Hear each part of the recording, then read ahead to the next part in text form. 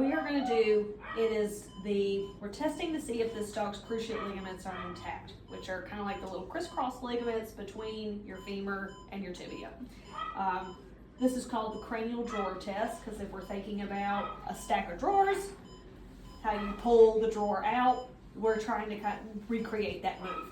So to do the test, it's best to stand with the legs facing you. Hold on just a second.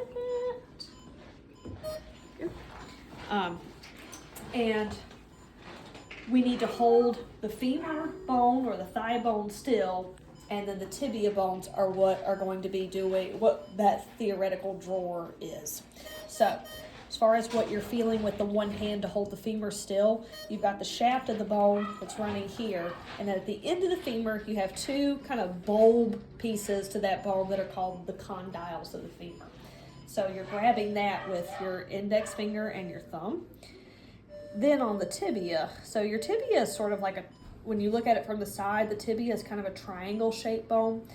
At the top, or the most forward part, you have what they call the tibial crest. And then you also kind of have those condyles, or kind of that widest part of the top of the femur.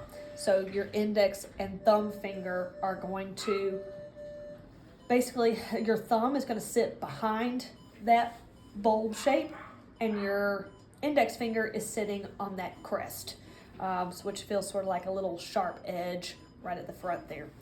So you're holding this one still, and then as we're going to put just a little bit of bend on there, because you don't want it to be super straight. It's going to be hard to tell that way.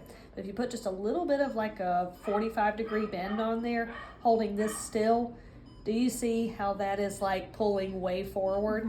Mm-hmm. So it should, you might be able to get things to budge a little bit, but it shouldn't move at all. So the fact that you can almost see that crest there pulling, I don't know, an inch forward from there, that is a positive cranial drawer test. And that